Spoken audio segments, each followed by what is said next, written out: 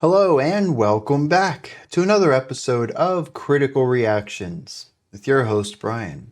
We're going to continue on with this week's theme of mid-year highlights, exploring some of y'all's favorite tracks that have come out in the past 6 months. We're going to check out some The Deer Hunter today with something off of their latest EP titled North American, which came out just a few weeks ago. We're going to be looking at something from the middle of the album called Shlammin Salmon, which is just so funny. I'm also seeing they have Burry Tokyo, Magic Beans, so is everything on the album food related? Which is actually very cool because next week's theme will be titles based on food. So this would actually work for next week as well. Anyways, let's dive into this. See what The Deer Hunter is bringing to the table with Shlammin Salmon. It's just so fun to say.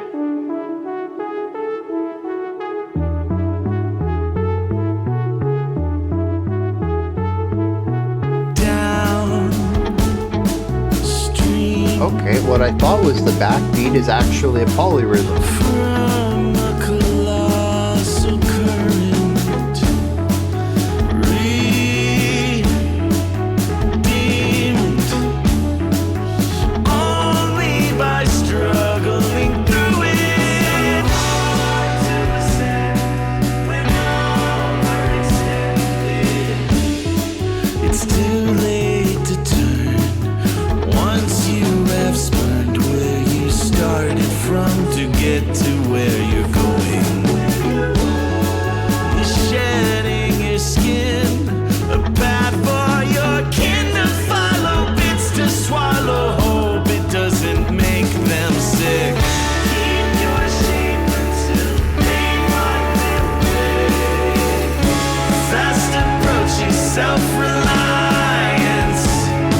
Fantastic vocal stacks.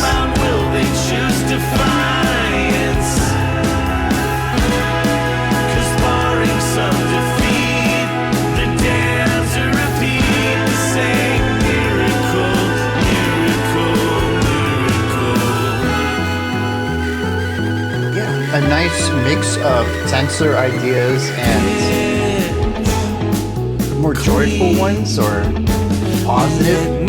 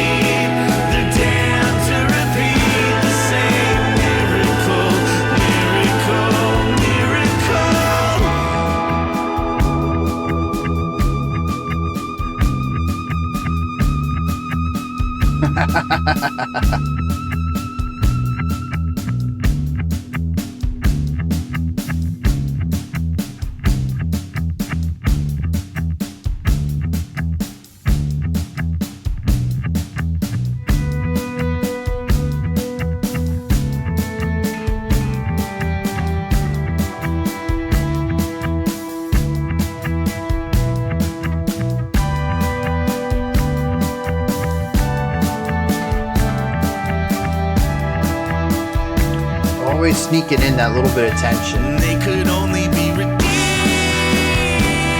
by drifting out to sea, far away from the stream that calls out endlessly. They could only be redeemed by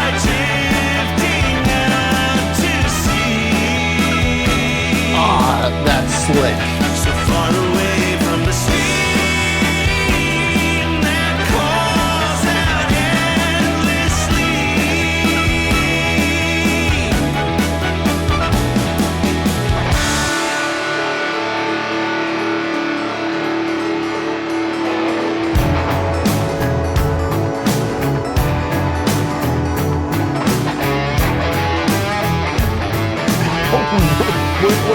Wait a second.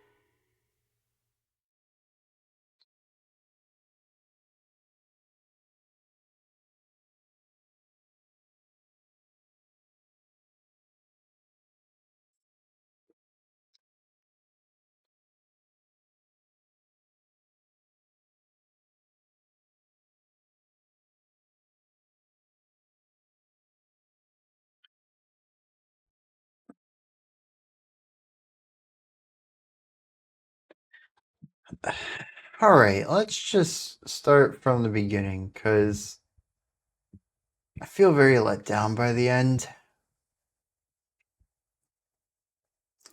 The song kicks in with a 4-beat phrase. Well, it's an 8-beat phrase, but we're in 4-beat bars. I thought this was the backbeat. Most songs kick off with their backbeat. It's not. This is a polyrhythm to the 3/4 time signature that every other instrument is going to use. It is a very jarring beginning of this track, which might be intentional given just how often Casey tends to write lyrical themes into his music. Regardless, there is just a very jarring intro here as you think you're being introduced to the song, and then you get blindsided with a totally different idea, and you're hearing both of these simultaneously and trying to figure out where the ground is. Gravity just slipped for a moment, and you're spitting through the air, and it is a wild start to a song. And it all happens within, I don't know, 10 seconds maybe. The introduction of the 4/4 beat doesn't stick around for too long. It's just enough to give you a little taste to be like, this is where the song is. Psych! And then just like pull the rug out from under you. So it takes a little bit of time to get into the song rhythmically because of that. It's a very misleading element to the beginning of the song. After that, though, we get a bit of a funky rock thing going on. We have some very sick bass work. We have some phenomenal drum work that is keeping all of these polyrhythms together. They're doing their own polyrhythm as well. I mean, technically, it's just another rhythm within the 4/4, but it's still a different phrasing than the 4/4 of the whatever instrument that is that kicks us off there at the beginning. There's a lot going on at the beginning. I'm going to miss a couple of the less important details to focus on what I think is more important to understanding the song. But yeah, there's a couple of different rhythms happening right here, and the drummer is doing all of them in this very melodic fashion. It's really interesting to listen to the drummer juggle all of these, and they make it look so effortless, or sound so effortless, whatever. And it's cool. I love it. We have some really interesting syncopated ideas coming in from the guitars, from the bass, and we got a nice vocal line on top of all of this. It's very bombastic, very exciting, high energy, and confusing. Because that synth, I think it was, with the 4/4 just doesn't go away. It's constantly pushing against what the entire rest of the band is trying to do rhythmically. From there, we move into the chorus, which is very harmonically focused. There's so many really cool chordal ideas in here. We have some beautiful vocal stacks. And the storytelling is no longer through a division of the instruments, but actually a unification of them. Again, it's the harmonic side, it's the chords, particularly the chord progression, as even the vocal melody tends to line up with the chord progression. When the vocals change notes, there's typically a chord movement to go along with it. And the chords here are interesting because where we were sort of an uneasy, I don't know, parade or celebration or something, very upbeat, high energy. Here we have something that's tense, reserved. It has moments of joy or positivity in it, but they're withheld. And I don't even know if joy is the right word for it.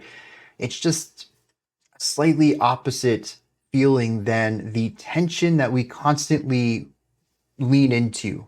And that tension is growing on some of these chord progressions where it's slightly tense and then more tense and then anxious and then just like very tight and then the release. And the release has some positivity to it. But then we have another descent. So again, we have contrasting ideas where before the rhythm is what was clashing. Here harmonically we're moving between more consonant ideas and more dissonant ideas, and I don't know what that's supposed to represent in the grand scheme of things. The title of this song is not really giving me any direction on that.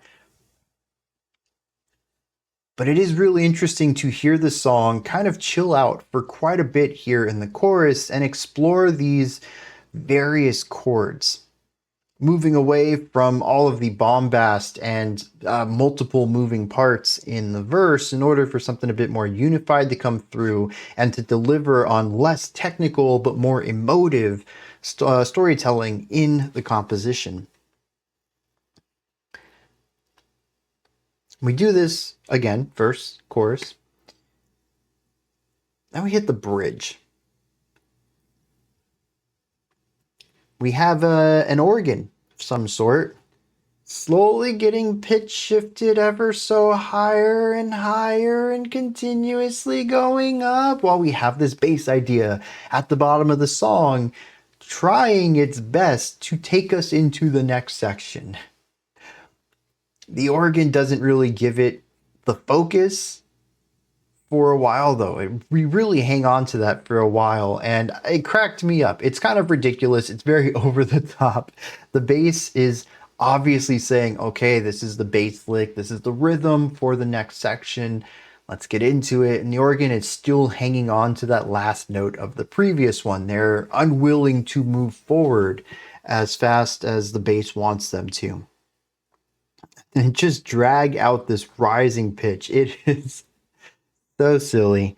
And that's one of the things I like about Deer Hunter is they can be, they're very serious in their music, in the stories they're telling, but their seriousness doesn't stop them from having fun. And I think that's what's happening here. It is a fun part. It cracked me up, but it doesn't remove any of the serious elements that do go on in this track, any of the solid chops and great writing that we hear moving forward, or not even just moving forward, but throughout the track. From here, though, things get weird. I don't know how to feel about it yet. Not even interpret it. I don't know if I enjoyed it. We go hard classic rock out of nowhere. Bring in a classic 70s, 80s guitar tone. Go for rock beats. Nice guitar solo. I enjoy the section on its own. I just have no idea why we're here now. What it has to do with anything else. It is a wild shift. From here, though, what I thought was just okay, solid, iterative idea, Not really doing anything new with it though. Horns start popping in all over the place. It doesn't take long before we are in some sort of big band classic rock hybrid, and this is an exciting part. I think. On paper, I should be really stoked for this. I just said that they were going for iterative, and I was kind of wanting to see where they were, where they were going, what they were going to do with that. No, they're doing something pretty cool here. I've never heard big band classic rock before. That's cool, but it doesn't connect. It's how did we get here? What is this doing? We have a neat little vocal line that goes along with this. Kind of catchy. I like everything that's going on musically. The big band stuff. I mean, it's the Hocket, man. These horns are going back and forth. And they got these cool rhythmic things, kind of bringing back some of that funky stuff from the beginning of the track, but not quite doing that same thing. This is way more rock than that opening part. But bringing back some of that rhythmic jaggedness, trying its best to create this loop of tying this section back to where we came from.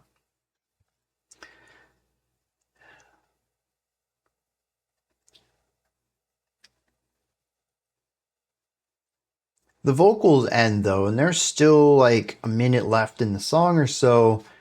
We kind of have a clumsy instrumental outro with a series of chords that I don't think provide a lot of strong conclusion to the song.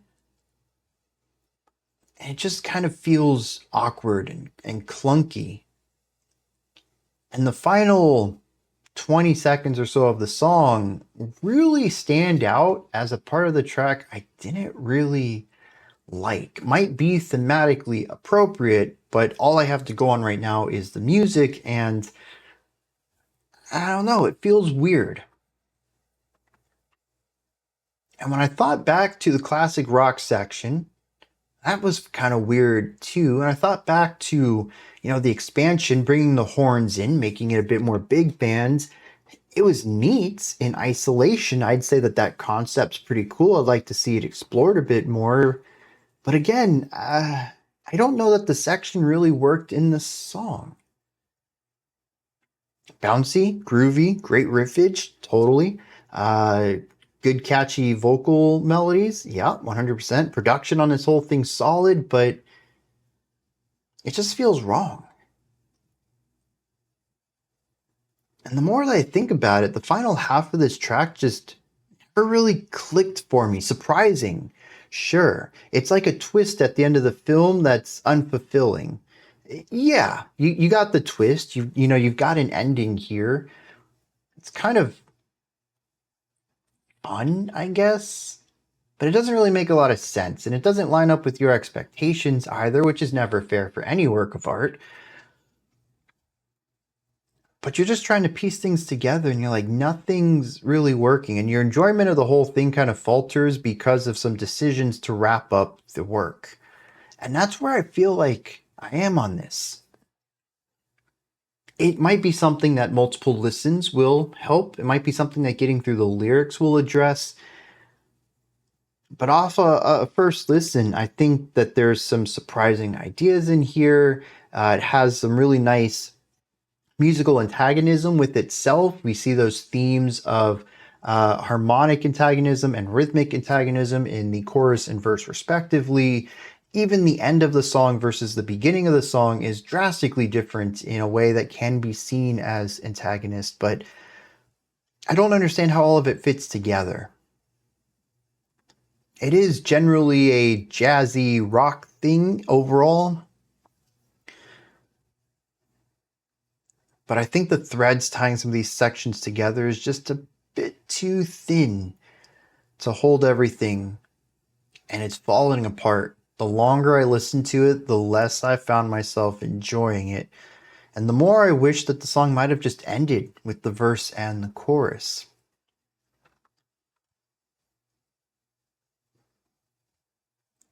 But the thing is I've had these kinds of experiences with Casey in the past. Repeat listens and especially lyrics tend to help me get through that. So I think that's what we're going to do here, and hope that the lyrics aid and bring my enjoyment back of this song. I think this is one of those songs where I could really use a key to unlock what the song is talking about. Just one piece of information. This song is about blank, just like a general umbrella topic that I can apply all this to. Most of the stanzas, I can pick out what the metaphors are alluding to, what they're supposed to represent. I just don't understand how all of these ideas come together as a whole, which is, weirdly enough, it lines up with my musical experience too. A lot of things that I get in isolation, but just don't see how they add up. It says, downstream from the colossal current, redeemed only by struggling through it. So there's a massive weight or force pushing against a narrator, and the only way they can bring themselves to betterment is to fight against it. It says, but it's so hard to ascend when you're overextended. So getting through tough times is difficult when things were already tough to begin with. A tough time in, a momentary tough time in a generally good moment it's a blip. It's something you can push through. But when you have a tough time on top of a tough month that's been a part of a tough year, that's been a part of a tough decade, how much further do you fight against this before you just admit that you're tired? You can't physically do this anymore. He says, but it's been too late to turn once you have spurned where you started from to get where you're going.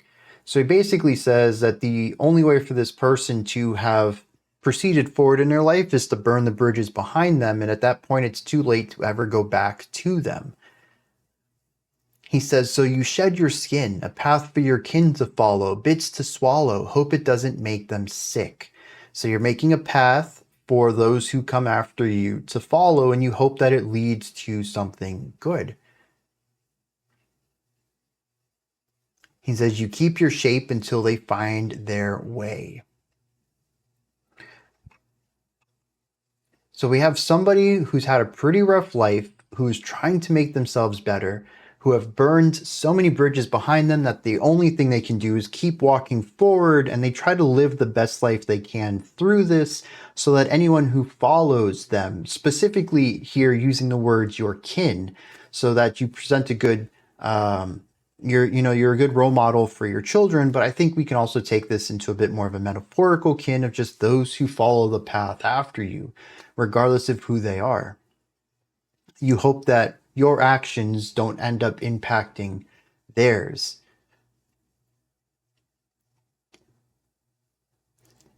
But then we get to this repeated stanza. It says, fast approaching self-reliance, unbound, will they choose defiance? Now, they has already been defined as your kin. This comes right after saying, keep your shape until they find their way. So they're growing up. They're becoming self-reliant. Will they choose defiance? Because bearing self-defeat, they're damned to repeat the same miracle. Is the miracle the fact that you got here at all? So he's saying that if they fight against you, instead of taking the wisdom you have to put on them, they're just going to end up doing the same thing you do, of barely scraping by and having to fight tooth and nail just to reach a point of self-sufficiency, of happiness, of any level of happiness in their life. The only thing that would stop this is self-defeat, not fighting against the massive current that flows their way.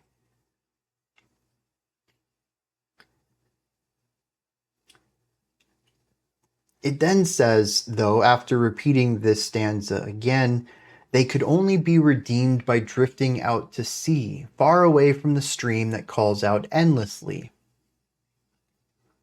I don't understand this. At the beginning, he fought against the current. And that was his redemption. But he says that those who come after me can only be redeemed by going with the flow and drifting out to sea, far away from the stream that calls out to them. What is the stream? What is the ocean supposed to represent here? Why is it that their redemption is a different path than his?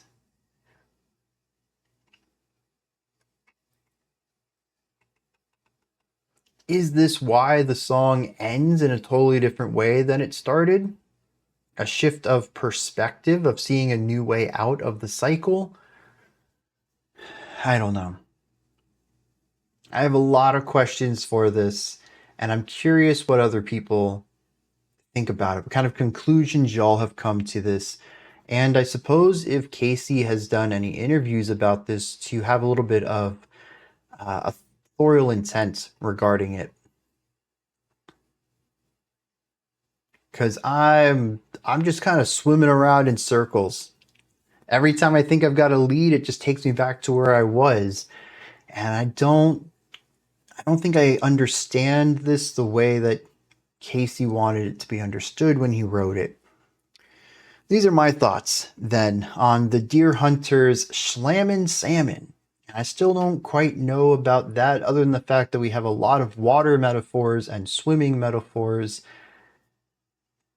and it has a nice rhyming thing to it. I mean, honestly, it could be any fish, though, I think, unless salmon specifically, there's like a metaphorical thing that it's used often figuratively in literature or something like that. I don't have any defined metaphors for it, though. It's just a fish to me. What are your thoughts, though? Did you enjoy this? Did anything stand out to you? Do you have a different opinion on this? Do you want to correct me on anything that I said? Do you have a different take on this? Please put all of that and any other thoughts that you have down into the comments section. Above that, in the description box, you'll find a link to Linktree. Takes you here. You can find links to my music, ways to support the channel, a link to the Discord server, and so much more. Above that, if you could, like, subscribe, and ring the bell. I greatly appreciate all three of those. All right, that wraps it up for today. I'll be back tomorrow, though, 5 p.m. Eastern Standard Time, 9 p.m. UTC as usual.